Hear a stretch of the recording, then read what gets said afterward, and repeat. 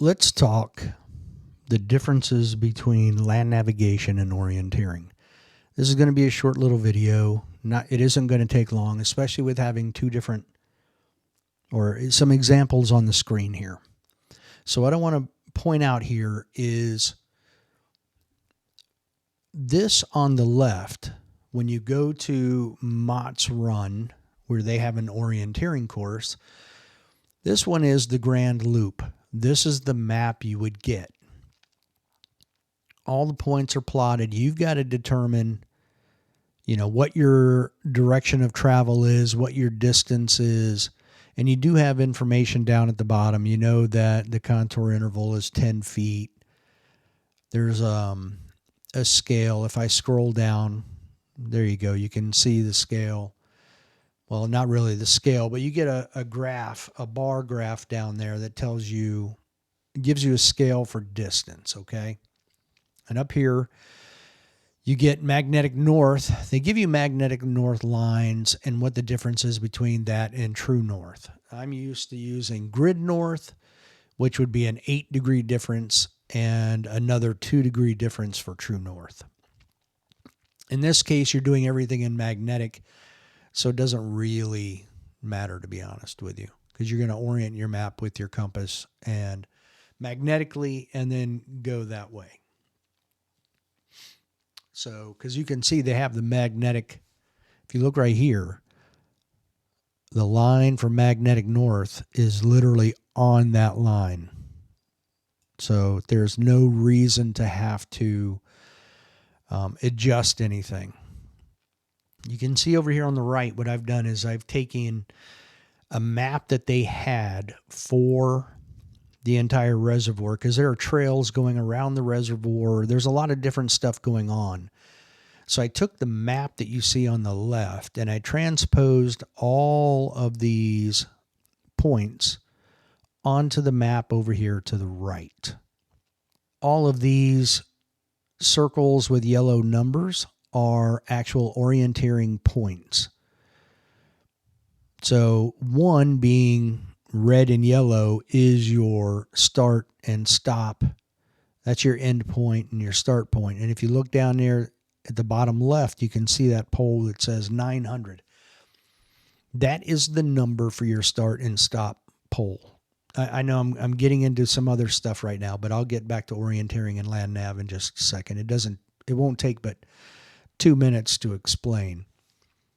But these are the poles you're looking for, which is really not an orienteering mark. This is an actual orienteering flag.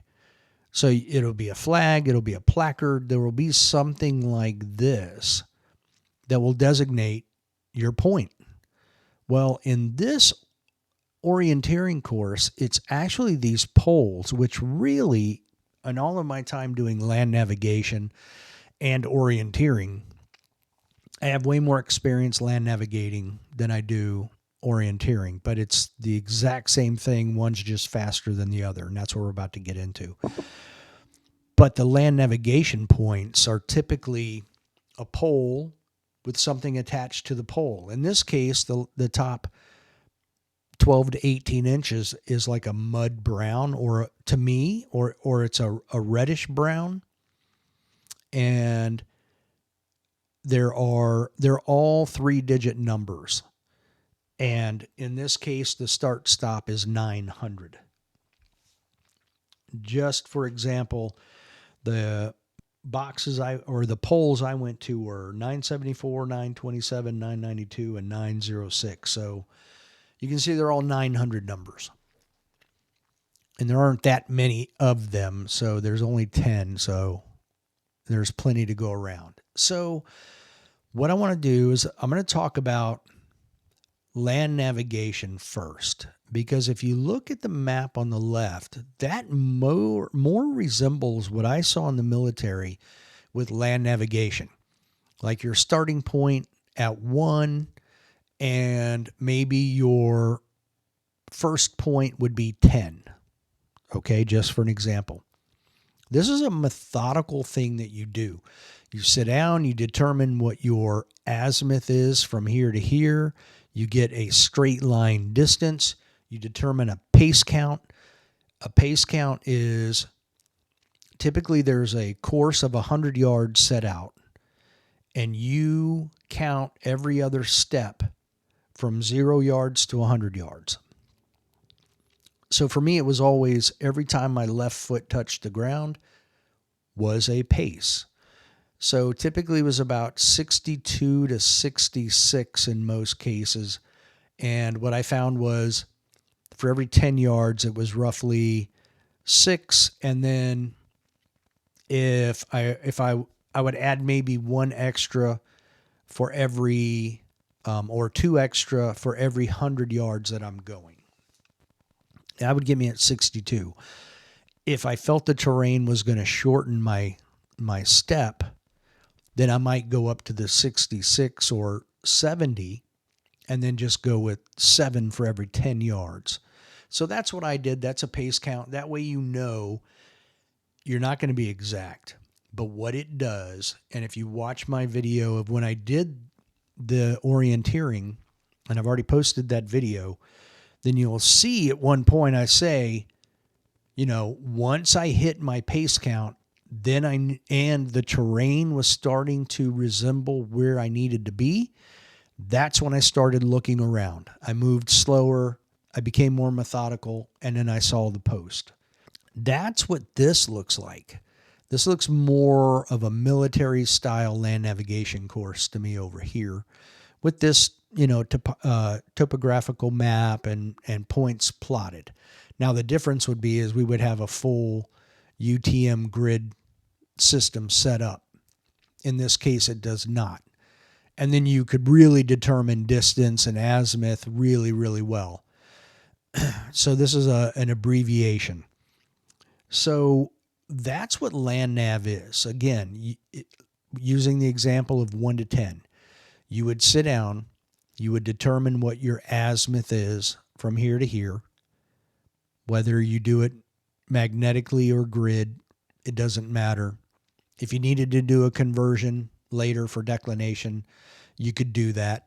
In this situation, this is land nav. You'd start here, you'd be methodical, you'd draw a straight line azimuth, and then you would follow it with your pace count. You determine what this distance is. Let's say it's 400 yards. Okay. 70 per 100 yards for me in this situation, because the terrain looks, and I've been out there, so I know it's steep in areas, and I know there's a lot of fallen trees, so it's really going to mess with your pace count. So we're just going to round up to 70 per 100, and if there's 400, that's 4 times 70, which is 280 paces. Hopefully 280 will get me at least up into this area, and I'll know that I'm out of this ravine down in here and I'm starting to get up into the flatter terrain, and then I'll start looking. And I'm going to have to be methodical because, again, that pole is not going to be easy to see. In that video, I actually ran across a pole right here, number 8, right over here. Number 8 was not exactly where it looked to be. Where it was on the map did not look like it matched the terrain that it was in. And because it's brown with white numbers only, that's really the only thing visible. It was difficult to see. And thank goodness where I was looking back at it, I was able to see the white numbers. That's what caught my attention, not the pole. I did not see the pole. I saw the number. I saw the white. Then I looked a little closer and I saw it was a number, and then I saw the pole. So that's what land nav is. You're looking for a small item that's not typically easy to see because they're testing your accuracy, okay? Land navigation is testing accuracy to see if you can determine an azimuth, so a direction, and a distance, and you can follow that accurately and hit your pinpoint, okay? Typically, they'll give you a 6 or an 8-digit grid coordinate, hopefully an 8. That's supposed to be within 10 yards, 10 meters of Your location, that's the error, is 10 yards. So you should be within 10 yards, assuming you follow the azimuth exactly. Even if your pace count's a little off, if you're following the azimuth correctly, you will run into it. You should. Now, if you're doing orienteering, now if you come over here and look at this map, and this is why I transposed all of the points onto this map, is there are a lot of trails. You get no trails on this other map over here. There's nothing. But I knew there were trails. I'd been out there before. I've done the orienteering course there, but it was probably, oh my gosh, 10 years ago. So it was new to me when I went back out. I mean, the terrain wasn't new, but I remembered where one was, but I didn't know where anything else was. And in 10 years, the trees and all of that changed the way it looks. But here, being this is orienteering, typically looking for something like this, it's all about speed. Speed, speed, speed. It's typically a competition. You're getting there as fast as you can. So if we're over here at 1, going to 10 on this left one, that is not going to be fast. Beating brush for 400 yards through that, I can tell you right now, knowing that terrain and what's there, it's going to take you a solid half hour to get to that point. At least a half hour. Because you're going to be winding back and forth, trying to go around it, shooting azimuths from 100 different places, trying to stay on track. Whereas, let's come over here. All right. On this side, we know we're here at 1, and this is where we're starting, and we know that 10 is our first point. Well, looky here. We have a trail which will get us up there. If you have the ability to run, you could get on here, run up this trail, and you can be at that point in 5 minutes or less. So now what you would want to do is go, oh, I'm just going to shoot an azimuth from here to here. And now my distance is, 100 yards? So I am going to shoot an azimuth, and within 70 paces, I should be right there, almost on top of it, because that shouldn't have a whole lot of change on my pace count. And as flat as it is, I might even go, oh, maybe I'll look at 65. But it wouldn't matter. But my point is, look at the difference. This is the stark difference between land navigation, following an azimuth through the bush, trying to stay on point, but yet having to go around fallen trees and other stuff and then get back on your azimuth where you're supposed to be, shooting, using your compass to shoot another direction. So let's say right in this area there's a bunch of fallen trees. So you come up, you stop, you pick out a point on the other side on your same direction of travel.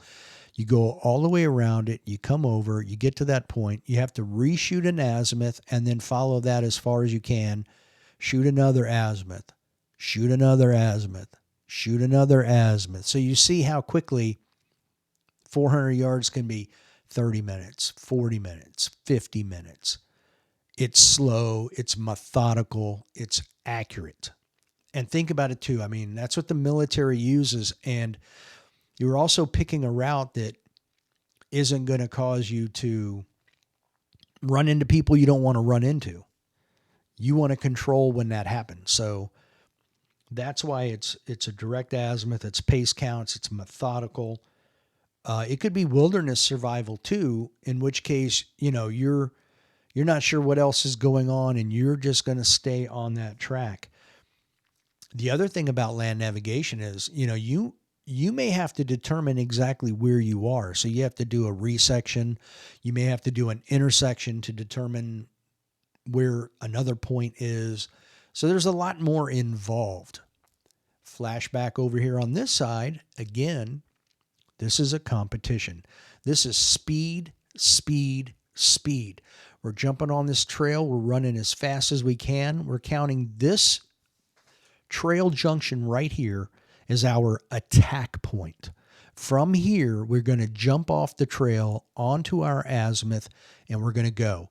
We may not be running. We might. It depends on how open the terrain is. And in that area, you can darn near, you could like fast walk / slow jog. It's not that bad. The biggest thing you'd have to worry about is, stepping in a hole, going over a log, something like that. But you can still make great time, and you probably only have to shoot the azimuth once to get there. And that's it. So now in 10 minutes, you've gone from here to here, and you are shooting an azimuth or determining your azimuth and distance to your next point.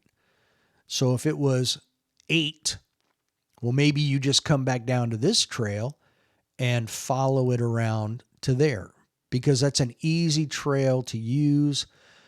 This one, maybe not. To me, it doesn't look as clear. I like this one because you know when you're going to hit that left.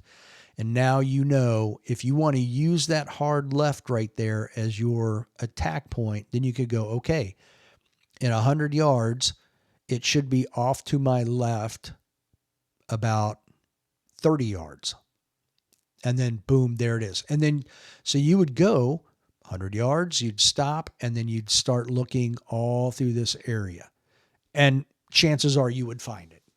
Again, rapidly, because now that you know where this trailhead is, you could jog back to here as quickly as you could, and then you could run this trail. This is a very well maintained trail. Again, it's on the video called The Rounds, where I did actually that point, and I did 10 as well, but I went from 8 to 10. So let's say your next point would be, we'll go with 5. I think what I would do with 5 is use this trail junction right here as my attack point, come up with an azimuth from that trail junction right to 5, and then go. I mean, let's call that 200 yards. I don't know that it is. We're just going to call it 200 yards. And as gradual as slope as that looks, you could probably do one azimuth that might get you all the way there and just follow that direction. Because again, typically in orienteering, you're looking for this. It's almost like the Patty dive flag, but it's orienteering. So you're just it's going to be visible. This one is not, because it's that. Now, 3, they were all easy to find. 8 was the most difficult just because of where it was located. When it's down below your field of view and it's brown with a little bit of white, it tends to camouflage itself well to the surroundings. It wasn't hidden, but where it was located aided its hiding because it blended into the surrounding. And again, it was not purposely hidden. It's just the way it ended up being. So orienteering, again, speed. It's typically competition. You're going the fastest path you can find. So a lot of times you are like these, you're running trails and you're using attack points. Wherever you can, you want to get as close as you can before you use an attack point. So this, for 6, I would use that trailhead right there, and boom. I would probably do the same thing here. Shoot an azimuth to 7, boom. 4 is right off the trail. 2, I would use this trail junction right here, boom. 9, I'd probably come downhill, run up the trail, hit this junction, come down to 9.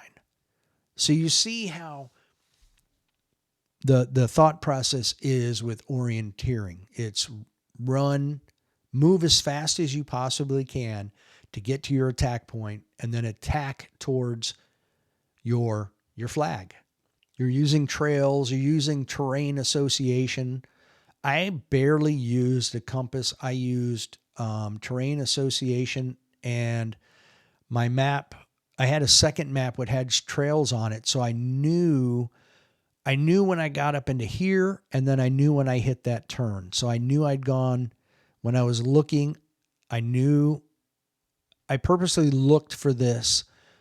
So I knew where my left, as I was calling it, my left limit. And then there's a private road that's actually, well, here, let's go over here to this other map, and you can see it here, and you can see how close it is to the point. So I actually walked over here too and looked directly across the road down this private road. So I knew that the point was over here to my right because I was looking back in this direction, and it was in front of me and to my right. And that's when I finally saw it. But it was down a hill in a ravine below my line of sight. So I barely caught the white. You can see the difference. That's the difference between land navigation and orienteering. Orienteering is speed. It's taking as many shortcuts as possible. You still have to be accurate, but it helps when, this is what you're looking for, this orange and white flag versus this earth brown 3.5 foot 42, 36 to 42 inch pole in the ground. And if the white numbers aren't looking at you, then you're not going to see it. If I had been on we'll call it the south side of that pole, I don't know if I would have seen it because the white numbers were facing north, and that's how I saw it.